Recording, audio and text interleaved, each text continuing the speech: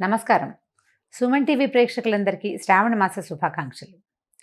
శ్రావణ మాసం పూజల మాసం. శ్రావణ మాసాన్ని నభోమాసం అంటారు. శ్రావణ భాద్రపదాలు వర్ష ఋతువు కాబట్టి ఇలాంటి పేరుతో చెప్తారనమాట.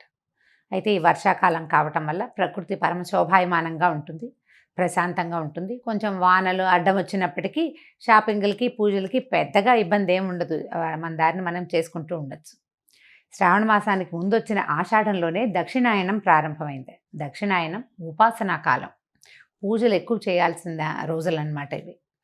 ఇదివరకటి కాలంలో ఏం చేసేవారో కానీ ఇప్పుడు మాత్రం మనం కొన్ని సంవత్సరాలుగా, అంటే కనీసం ఒక 100 సంవత్సరాల నుంచి అనుకోండి, మనకు తెలిసినంత మటుకు మన అమ్మమ్మలు నాయనమ్మలు కూడా ఈ వరలక్ష్మి వ్రతము మంగళగౌరి వ్రతము చేసుకుంటూనే ఉన్నారు, మనకు తెలుసు కదా. అయితే ఈ పూజలు చేయగలిగేటువంటి ఈ రోజుల్లో పూజ ఎవరికి చేయాలి, అసలు పూజ ఎందుకు అనే దాని మీద కొంచెం ఆలోచిద్దాం. శ్రావణ మాసం లక్ష్మీ మాసం అని చెప్పుకుంటాం కదా. శ్రావణము అంటే శ్రవణ సంబంధమైనది. ఈ శ్రవణము అనేది వెంకటేశ్వర స్వామి జన్మ నక్షత్రం. కలియుగంలో కలవు వెంకటనాయక అంటారు. కలియుగానికి వెంకటనాయకుడే ప్రధాన దైవం. ఆయన నామ సంకీర్తన వల్లే చాలా పాపాలు తొలగుతాయి, కర్మ సంచయం జరుగుతుందని, కర్మశేషం మిగలకుండా పోతుందని, మనం ఏ కర్మలైతే ఇంతకుముందు చేసుకున్నామో, ముందు జన్మల్లో చేసామో వాటి నుంచి కొంత విముక్తి లభిస్తుందని ఆ కొండ ఎక్కటము, స్వామిని తలచటం వల్ల అని బాగా నమ్ముతాం మనం. అయితే స్వామివారి జన్మ నక్షత్రమైన ఈ శ్రవణ నక్షత్రానికి సంబంధించినటువంటి శ్రావణ మాసము లక్ష్మీ అమ్మవారికి అత్యంత ప్రీతిదాయకమని చెప్పబడుతుంది. లక్ష్మితో పాటుగా మంగళవారాలు మంగళ గౌరీ వ్రతాన్ని కూడా ఈ కాలంలో చేసుకుంటాం. అయితే లక్ష్మీదేవి అనగానే ఏమిటి లక్ష్మీదేవి స్వరూపం? లక్ష్మీదేవి భర్తని అనుసరించి ఉంటుంది. అనుసరించి అంటం కంటే నిత్యానపాయనిగా ఉంటుంది. ఆయన్ని వీడి ఉండదు, భర్తతోటి కలిసే ఉంటుంది. ఇప్పుడు అత్యంత శక్తివంతుడు, ప్రపంచ నిర్మాణ సారథి, ప్రపంచాన్ని నడిపేటువంటి వాడు అయినటువంటి భగవంతుడైన శ్రీమన్నారాయణుడి సతీమతి అయినటువంటి లక్ష్మీదేవి ఆయనని వదిలిపెట్టి ఉండదు. ఆయన యొక్క శక్తి లక్ష్మీదేవే అని చెప్పాలి మనం. భగవంతుణ్ణి నడిపించేదే లక్ష్మి. భగవంతుడు మనని నడిపిస్తాడు. మనని నడిపించే భగవంతుని యొక్క నడక శక్తి అయినటువంటి లక్ష్మీదేవిని నిత్యము అర్చించడము చాలా శుభస్కరము, అత్యద్భుతమైన విషయం. అయితే ఇప్పుడు లక్ష్మీదేవి అనగానే మనకు ఒక రూపం, ఒక ధ్యానం వస్తుంటుంది. చక్కగా పద్మాసనం వేసుకుని ఎర్రటి తామర పువ్వులో కూర్చుని ఉంటుంది. చేతుల్లో నుంచి ఇలా ధనరాశులు చేతిలో నుంచి రాలుతున్నట్టు, పక్కన 2 ధనపు కుండలు పెట్టి వెనకాల 2 ఏనుగులు ఆమెను అర్చిస్తున్నట్టుగా అట్లా మనకి గుర్తొస్తుంది. లక్ష్మీదేవి అనగానే ధనం చేత్తో వేసేది, ఒక చెయ్యిలాగా ఉంటుంది. చేతిలో నుంచి పడిపోతుంటే ఇందులో నుంచి ప్రసాదంలాగా మనకి డబ్బు వచ్చేస్తున్న భావన వస్తుంది. డబ్బు, ధనము అది ఇచ్చే దేవత లక్ష్మీదేవి. కానీ లక్ష్మి అంటే ధనం కాదండి. లక్ష్మి అంటే శ్రద్ధ. లక్ష్మి అంటే వృద్ధి. ఎక్కడైతే శ్రద్ధ ఉంటుందో అక్కడ వృద్ధి ఉంటుంది అని చెప్పబడుతుంది. శ్రద్ధకి ఎంత చిన్న చిన్న విషయాల్లో అయినా శ్రద్ధ కావాల్సిందే. మన ఇంట్లో ఓ సూది ఉంది, మనకు చీర జరిగింది, కుట్టుకుంటాం. మన సూదేనని కసకసా చేసేస్తామా? చెయ్యము. శ్రద్ధగా చేయాలి. అప్పుడు చెయ్యి తెగదు, చేతిలో గుచ్చుకోదు, వస్తువు సజావుగా అవుతుంది మనం చేస్తున్న పని. ప్రతి విషయంలోనూ ఇటువంటి శ్రద్ధే కావాలి. చూడండి, ఒక అరటిపండు తింటున్నాం, అరటిపండు జారి కింద పడిపోయింది. కళ్ళకత్తుకుని తీసి నోట్లో వేసుకుంటామా? కింద పడిపోయిందని పడేస్తాం.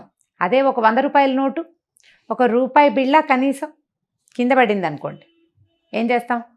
బురదలో పడితే కడుక్కుంటాం.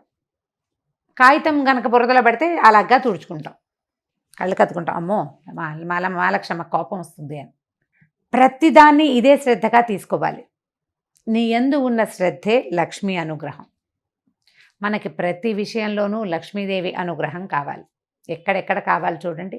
తెల్లవారి నిద్ర లేవడానికి అక్కడి నుంచి మొదలు పెడితే ప్రతి విషయము, ప్రతి దాంట్లోనూ నీకు ధైర్యం కావాలి, దానికి లక్ష్మీదేవి అవసరం. నీకు జ్ఞానం కావాలి, విద్యాలక్ష్మి అవసరం. నీకు ధనం కావాలి, ధనలక్ష్మి అవసరం. ధాన్యం పంటలు పండిస్తున్నావు, ధాన్యలక్ష్మి అవసరం. మన దగ్గర 4 ఆవులు ఉన్నాయి, పాడి పంట వృద్ధి చెందాలి, అక్కడ కావాల్సిన లక్ష్మి గోలక్ష్మి, గోమాలక్ష్మి, ఆవిడ సహకారం ఉండాలి. ధాన్యలక్ష్మితో పాటు పంటలు బాగా పండాలంటే సస్యలక్ష్మి కావాలి. ప్రతి చోట ఉండే సమృద్ధి సరి అయినదే లక్ష్మీ అవతారం. అటువంటి లక్ష్మిని సాకారంగా పూజించేందుకే ఈ శ్రావణ మాసాన్ని నిర్ధారించారు. సాకారంగా పూజించాలి అంటే మనం చక్కగా ఒక కలశం పెట్టుకుని ఆ కలశానికి చక్కగా అలంకారం చేసుకోవటం, మామిడి మండలు వాటితోటి అలంకరించుకోవటం, మామిడాకులతో అలంకారం చేసి ఒక కొబ్బరికాయ పెడతాం, దానికి ఒక వస్త్రధారణ చేస్తాం కలశానికి. కలశంలో లక్ష్మీదేవిని ఆవాహన చేసుకుంటాము. ఓ చిన్న ప్రతిమ ఏదైనా పెట్టుకుంటాము. కొద్దిగా బంగారమైన శ్రావణంలో కొనుక్కోవాలనుకుంటాము.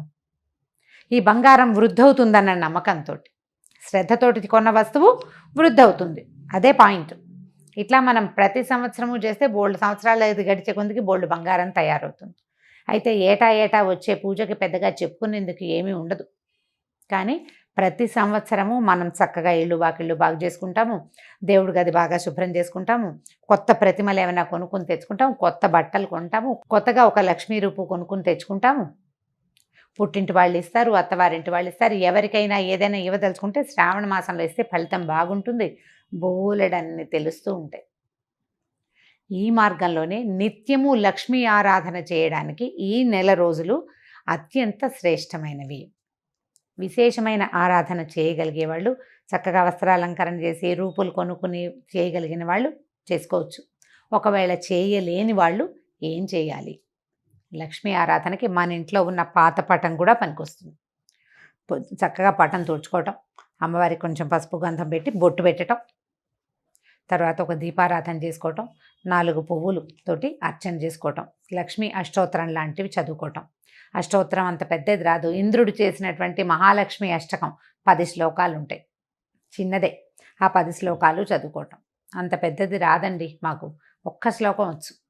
లక్ష్మీ క్షీర సముద్ర రాజతనయాంతోటైనా సరే ఆ శ్లోకం చదువుకుని అమ్మవారికి శ్రద్ధగా పువ్వులు సమర్పించి, బెల్లం ముక్క పంచదార దగ్గర నుంచి మీరు రవ కేసరి వరకు ఏది చేసి పెట్టినా సరే శ్రద్ధగా చేసి అమ్మవారికి నివేదన చేసుకోండి.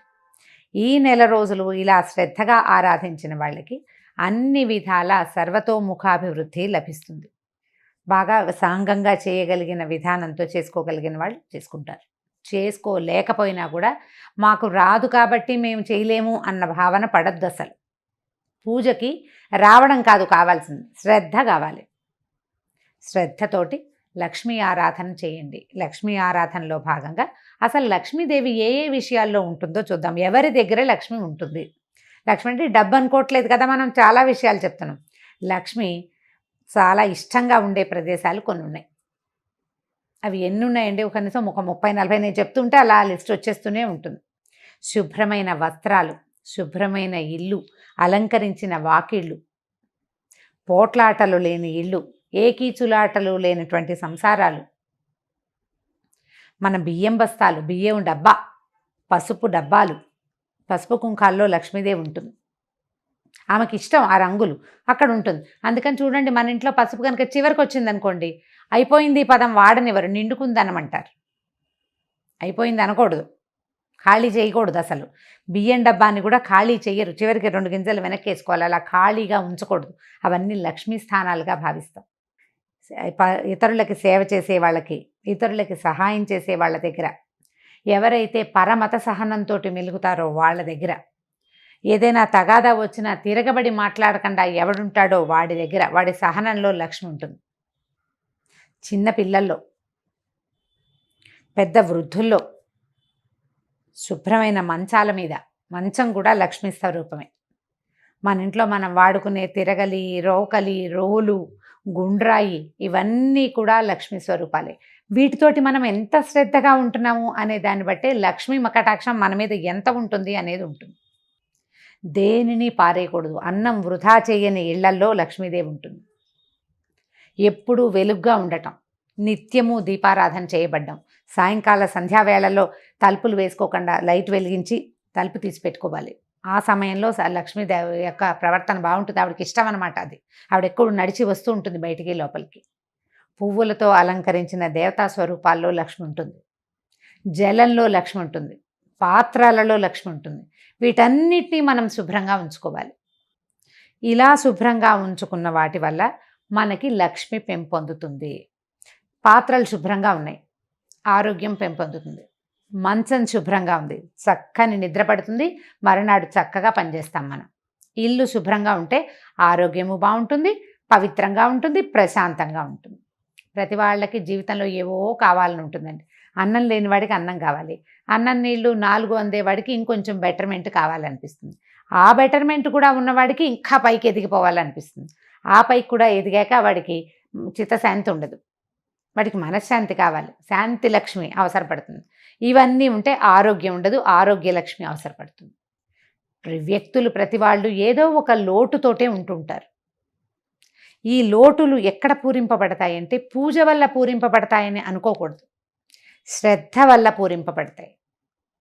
మనం ఏ పొరపాటు చేస్తున్నాం, దేనివల్ల నాకు ఇది వస్తోంది ఈ సమస్య అని మనకు ఆలోచన వస్తే చాలు, ఆ విషయాన్ని శ్రద్ధతోటి సరి చేసుకుంటే మనకు కావాల్సింది సమకూరుతుంది. వ్యక్తుల యందు ఉండేటువంటి శ్రద్ధే సాక్షాత్ శ్రీ మహాలక్ష్మి స్వరూపం. ఈ శ్రావణ మాసాన్ని మన యొక్క శ్రద్ధామాసంగా మార్చుకోండి. రోజు ఒక కథ విని ఒక ఇది చేసి కార్తీక పురాణంలాగా మా శ్రావణ లక్ష్మి పురాణం అని భావించొద్దు.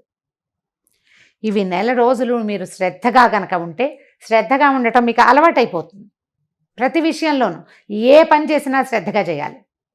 పోట్లాడినా కూడానా అని అడగండి, పోట్లాడకూడదు, పోట్లాడద్దు, కొట్లాడద్దు, కీచులాడద్దు, ఎవరితోటి తగాదా వచ్చే పరిస్థితిని అసలు రానివ్వకుండా ఉంచుకుందాం. ఈ నెలని శ్రద్ధామాసంగా భావించి ఈ నెల రోజులు ఒక దీక్షలాగా దీన్ని చేపట్టండి. ఆ తర్వాత మన ఇళ్లలో సమస్యలు తగ్గిపోతాయి. అత్తగారులతోటి కానీ, భర్తలతోటి కానీ, ఆడపడుచులతోటి కానీ, పిల్లలతోటి కానీ సమస్యలు ఉండవు. ఒకవేళ మనం ఆఫీస్లో పనిచేస్తుంటే ఆఫీసు వాళ్ళతోటి కూడా మనకు సమస్యలు తగ్గిపోతాయి. శుభ్రత, జాగ్రత్త పెరిగితే ఆరోగ్యం పెంపొందుతుంది. మీరు రోజంతా ప్రశాంతంగా ఉండి శ్రద్ధగా ప్రశాంతంగా ఉండడానికి ప్రయత్నం చేస్తే ఆరోగ్య సమస్యలన్నీ తగ్గుతాయి, చిత్తశాంతి ఆటోమేటిక్గా వచ్చేస్తుంది.